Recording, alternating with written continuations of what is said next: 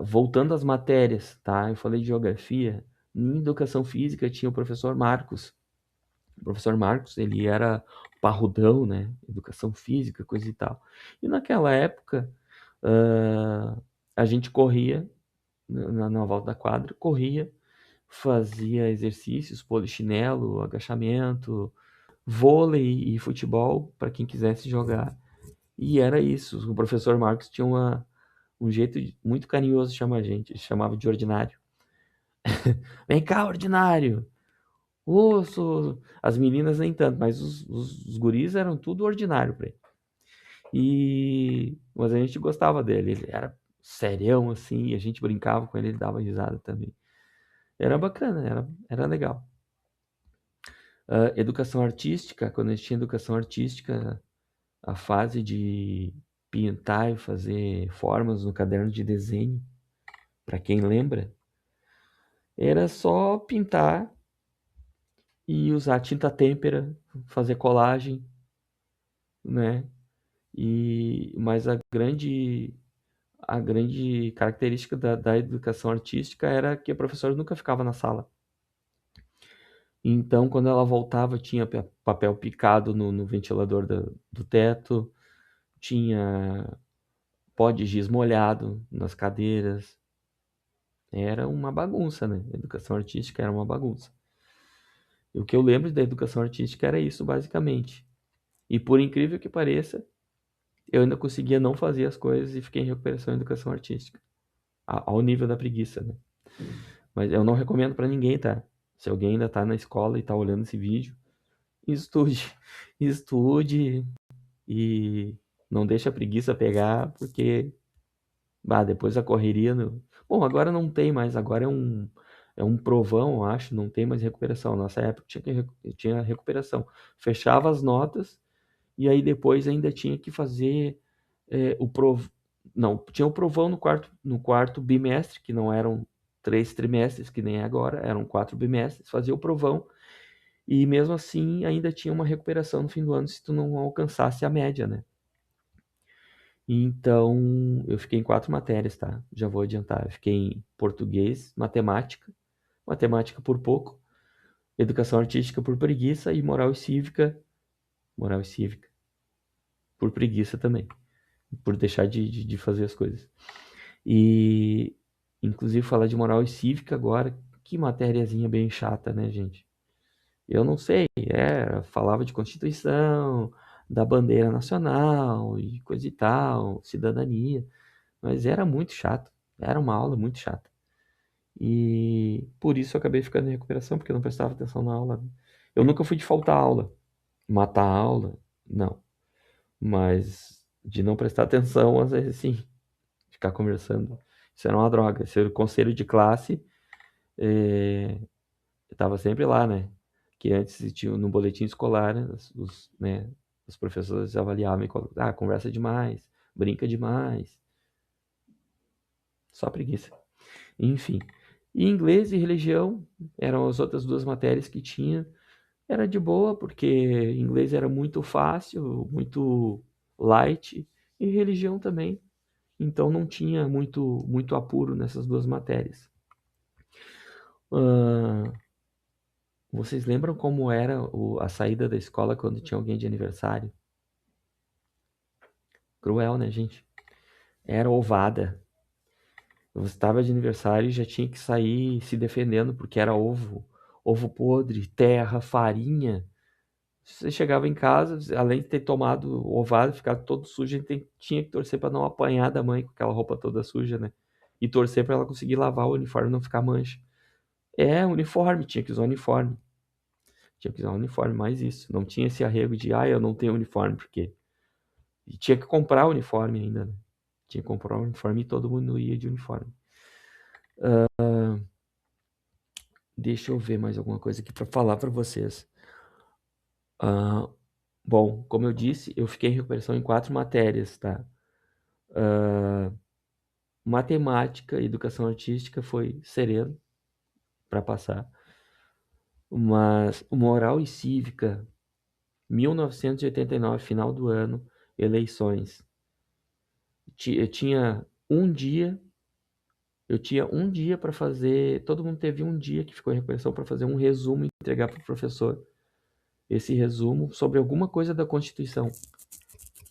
Só que, poxa, para mim fazer um resumo e tirar o que é importante, o que é relevante, o que não é, foi difícil, né? Porque eu não entendi muito bem.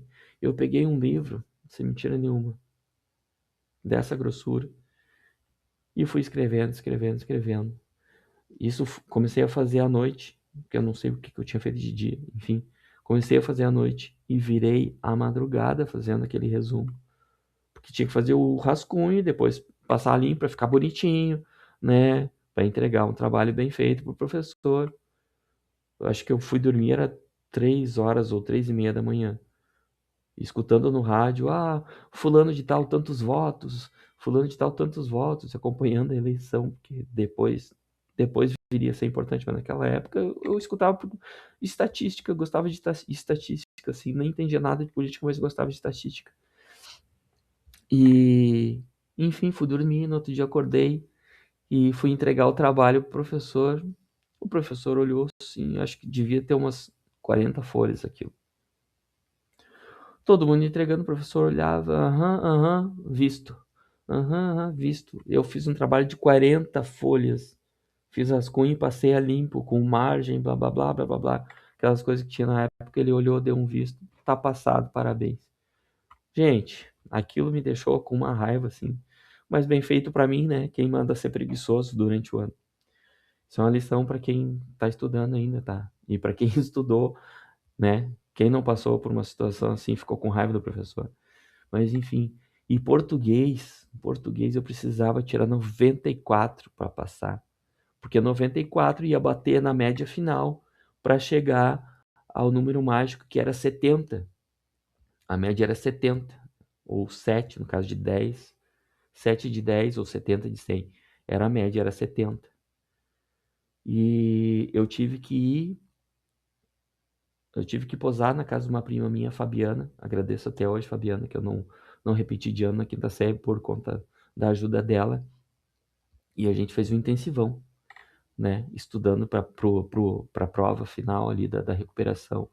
E eu tirei 95 nessa prova de recuperação. Fiquei com a média 71. Eu passei por 1 ponto, porque se dependesse do conselho de classe eu não passaria. Então, foi cansativo, foi pesaroso, mas deu certo, graças a Deus. Passei na quinta série raspando, mas passei. Então, gente, isso foi um compilado do que foi a quinta série. As outras séries, eu não acho que não vou voltar em nenhum vídeo para falar sobre as outras séries, porque a quinta série sempre é mais marcante, né? Que é a transição do básico, ali, do fundamental, para o fundamental, da quarta série para a quinta série, que é onde começa a ter matérias separadas, professores separados. Vai ficando mais difícil. Então, a quinta série é que eu lembro mais.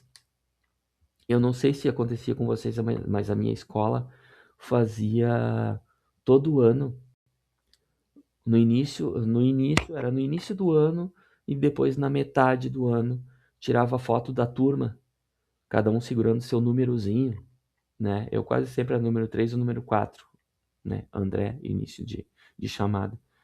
E o que eu vou contar para vocês é até triste, porque quase todos passaram, se alguém repetiu foi 1 ou 2 só. Então a turma seria praticamente a mesma no ano seguinte. E na hora de tirar a foto, né, chamaram a gente no saguão para bater a foto e faltava uma colega. Faltava a Solange, que estaria, né, a gente olhou no mural quem era a turma e tava o nome da Solange lá.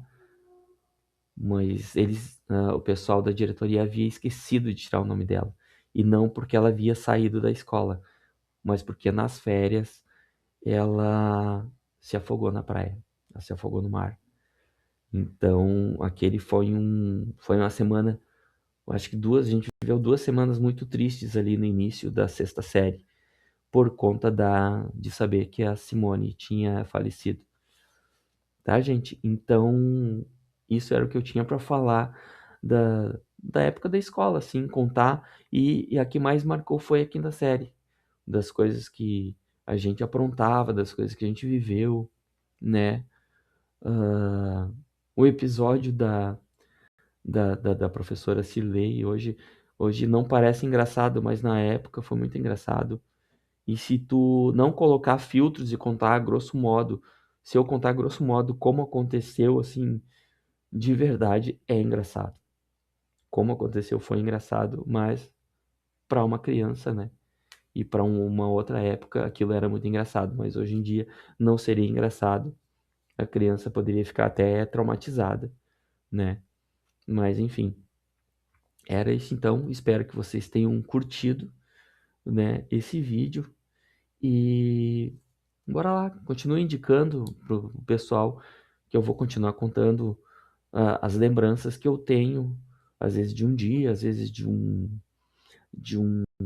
de uma época, de uma música, de um filme, pode ser que eu fale de pessoas queridas, então de algum momento que eu vivi na minha vida. Então vai ser sempre assim, o foco do vídeo vai ser as minhas lembranças e a minha vida em si, né? Eu espero que gostem, mas quem não quiser acompanhar, enfim, tá livre, se não é o nicho que vocês procuram, mas são as memórias de uma pessoa que tá beirando aos 50 anos, então muita história antiga de uma época mais antiga. Então era isso, pessoal. Quem se inscreveu também agradeço. Quem curtiu, compartilhou, agradeço muito, vai ajudar. E era isso, pessoal. Até um próximo vídeo. Até mais.